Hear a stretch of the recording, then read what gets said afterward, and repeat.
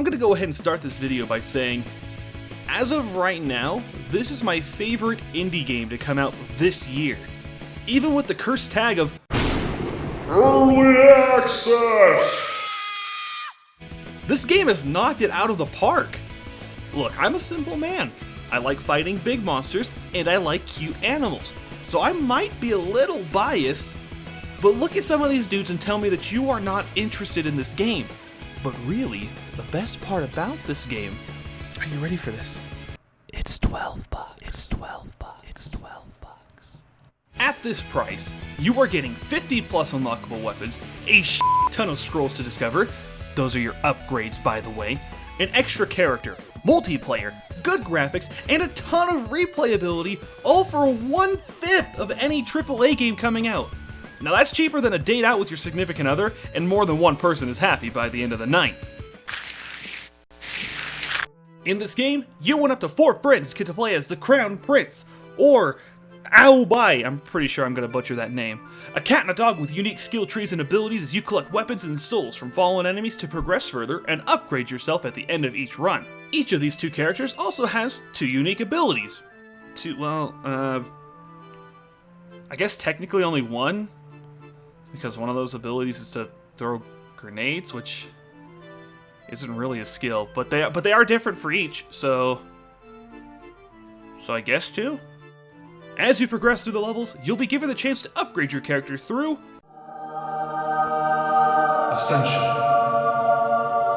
a skill tree that changes every run and randomly gives you a choice of 3 upgrades, forcing the player to get creative since the most optimal way to play will change depending on these upgrades given. I personally really like this concept, and I'm surprised it hasn't been done before. As someone who's played a lot of Borderlands, I had a lot of fun leveling up each time. Putting this into a roguelike formula and giving it the RNG feel also keeps the player on their toes, and it's a great way to switch things up and really experience everything the game has to offer, rather than trying to do the same routine every attempt.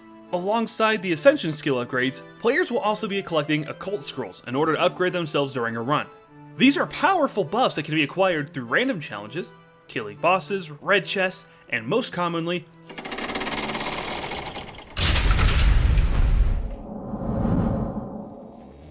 these are portals that can be randomly spawned on the walls of a level, which will teleport the player to a brand new challenge. This can be a wave of enemies that you have to beat, a platforming segment that can actually be a pain in the ass to do on your first attempt. It takes a couple of tries, at least for old man fingies myself. Dodging boulders, fire traps, or fighting a much stronger version of enemies that you are currently fighting. One thing to note is that in these non-fighting sections, there is always a secret hidden scroll that requires a harder path to take. I ain't gonna tell you how to do it or where it's at, but good luck with that one. One of the main difficulties I faced from this game was the crazy amount of damage that these enemies can dish out. Sure, the first couple of stages in the tombs, they will allow you to get away with some easy mistakes. You know, you take a couple shots here, maybe you step on a grenade, you lose your shield. But generally you can get through it no problem. But then you start to see snipers, enemies that charge at you, the shark that is basically Roadhog, suicide bombing lanterns, and of course the bosses of each level. If only there was a tool that could help me see where these enemies were at ahead of time so I wouldn't die instantly. But I have just the thing, Minimap. Use it to see where all the baddies are at so you'll know which direction the bullets are coming from before they're even fired. Take cover when entering a new area, and just look at Minimap. To keep that health bar healthy and that smile on your face, use Minimap. Available now in the corner of your screen.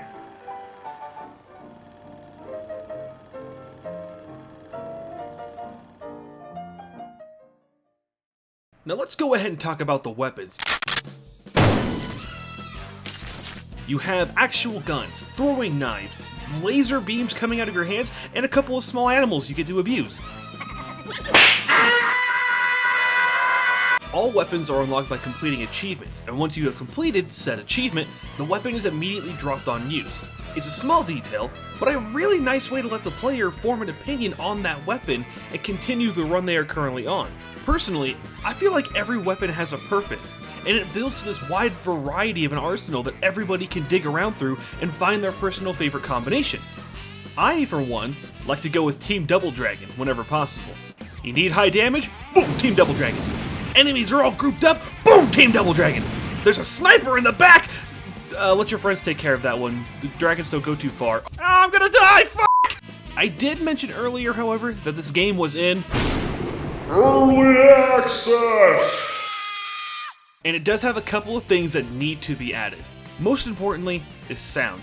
Enemies at the moment are lacking any sound other than a death scream. This can be really difficult for people like me who have tunnel vision. When I see that one enemy, I want to go for it. But I need to also be able to check my surroundings, and having to solely rely on vision is sometimes just, not that fun. It just misses that little level of extra audio cues that are needed. Mechanically, the game is just simple, which isn't necessarily bad, don't get me wrong. It means that anybody can pick it up and play.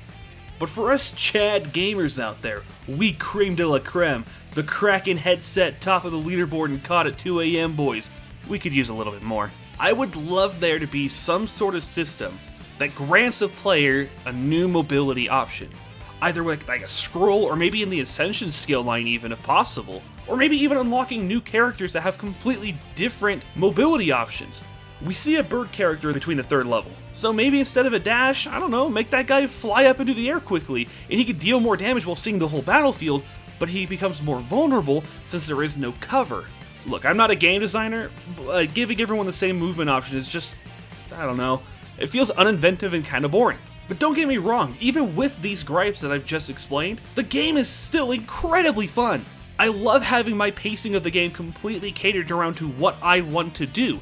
You get to play the way that you want and discover the best tricks and techniques that work for you personally. To wrap things up, it's an honestly fantastic game with updates coming out very quickly, and for such a low price you really can't go wrong. Buy the game, support the indie developers, this is our first game by the way, and just go to town on some goons with your friends. And if you don't have friends, you can subscribe, and I'll be your friend, I guess. Hey everybody, thanks for watching. I'm switching up the channel a little bit here and hoping to have more content coming out soon. So if that interests you, consider subscribing to the channel, and let me know what games I should check out next.